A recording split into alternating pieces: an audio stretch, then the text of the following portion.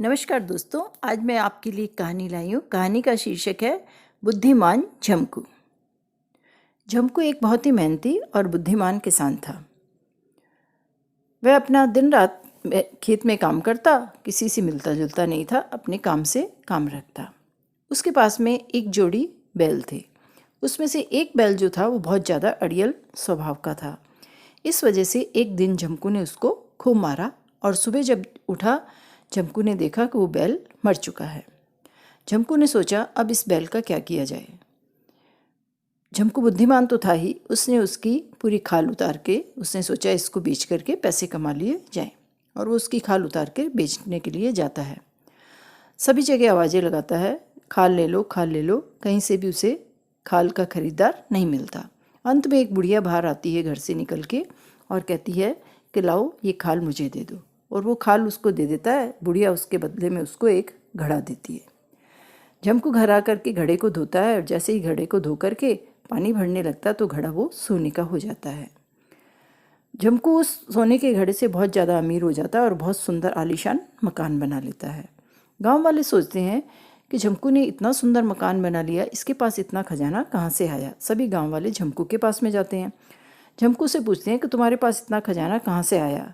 झमकू सारी बात बता देता है कि कैसे मेरा बैल मरा और मैंने उसकी खाल को बेच करके इस बुढ़िया से ये घड़ा लिया।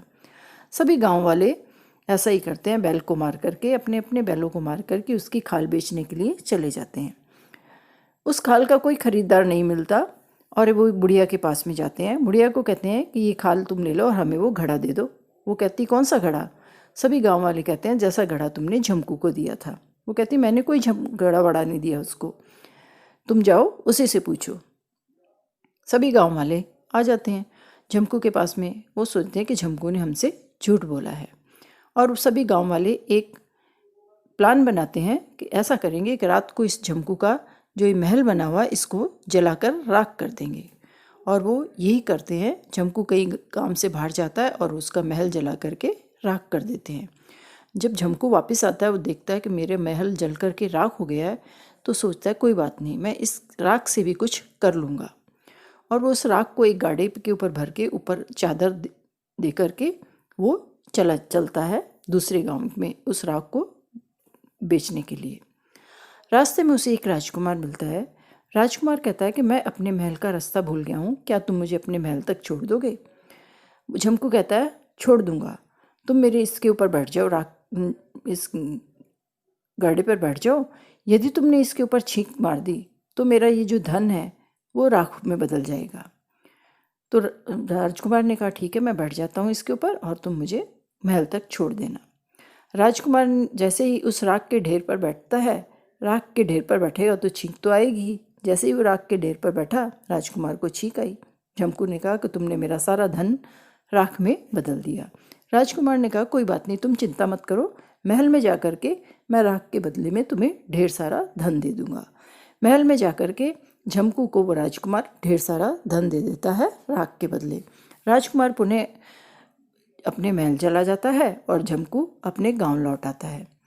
गांव लौट करके वह उससे भी पहले जैसी महल बना लेता है, पहले से भी बेहतर महल बनाता है। गांव वाले देखते हैं कि इसको क्या हो गया, इसने तो और भी बढ़िया ठाट बाट कर लिए हैं।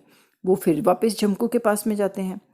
तो झमकू कहता है कि तुमने ये क्या किया है, तुम्हारे तो पहले से भी अच्छे ठाट बाट हो गए। तो झमकू ने सारी कहानी बता देते हैं।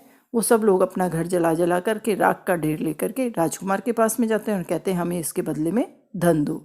राजकुमार कहता है कि मैंने उसको धन इसलिए दिया था क्योंकि मैंने उसके धन को राख के ढेर में बदल दिया था। गांव वालों को बड़ा आश्चर्य होता है कि झमकू ने ये क्या किया, हमने तो अपने सारे घर जला डाले और हमारे को तो कुछ भी नहीं मिला। और इस प्रकार गुस्साए हुए सभी गांव वाले झमकू के पास में आते हैं और कहते हैं, झमकू को बांध करके एक टोकरे में डाल के उसे सब ले जाते हैं कि अब इसको हम नदी में बहा देंगे। झमकू को सिर पे उठाए हुए टोकरे में लेकर के जाते हैं। थक जाते हैं गांव वाले, तो टोकरे को एक साइड में रख के सुस्ताने लगते हैं और गांव वालों की आंख लग जाती है। तभी उधर से एक चरवाहा निकलता है। चरवाहा टोकरे को हिलता हुआ देखकर सोचता है कि इसमें क्या है। जैसे ही वो टोकरा खोलता है तो उसमें झमकू होता है। तो झमकू को पूछता है कि तुम इसमें टोकरी में क्या कर रहे हो। तो झमकू कहता है ये गांव वाले मेरी ज़बरदस्ती शादी करवाना चाहते हैं। चरवाहा कहता तो अरे वाह, ये तो बहुत अच्छी बात है। तो झमकू कहता मैं शादी नहीं करना चाहता। तो चरवाहा कहता मेरी करवा दो। तो कहता ठीक है, मैं बाहर आ जाता हूँ, तुम इस टोकरे के अंदर आ जाओ। झमकू बाहर निकल जाता है, वो टोकरे के अंदर बैठ जाता है। गांव वाले सोचते हैं कि इस टोकरे में झमकू ही है और वो उस टोकरे को उठा करके नदी में फेंक करके चले जाते हैं। सभी गांव वाले सोचते हैं कब झमकू मर गया, अब उसका जो महल है, सारा धन है, वो सब हम ले लेंगे। खुशी खुशी वो गांव लौट आते हैं। वो चरवाहा नदी को पार करके वापस बाहर आ जाता है और वो झमकू से पूछता है कि इन गांव वालों ने तो मुझे नदी में फेंक दिया, तुम तो कह रहे थे ये शादी करवाने वाले हैं। तो झमकू ने कहा कि गांव वाले मुझे मारना ही चाहते थे, इसलिए ये मुझे टोकरे में बंद करके लेके आए थे। चरवाहे ने पूछा ये तुम्हें मारना क्यों चाहते हैं। वो अपनी सारी आप बीती सुना देता है झमकू। अब चरवाहे ने कहा अब तुम क्या करोगे। तो झमकू ने कहा अब मैं गांव में जाऊंगा, गांव में भूत बन करके मैं पूरे गांव वालों को डराऊंगा और फिर अपना सारा धन दौलत बेचकर किसी दूसरे गांव में चला जाऊंगा जहां पर समझदार लोग रहते होंगे। ये सब बेवकूफ़ लोग हैं। धन्यवाद दोस्तों। यदि आपको मेरी ये कहानी पसंद आई हो तो लाइक और सब्सक्राइब करना ना भूलें। धन्यवाद।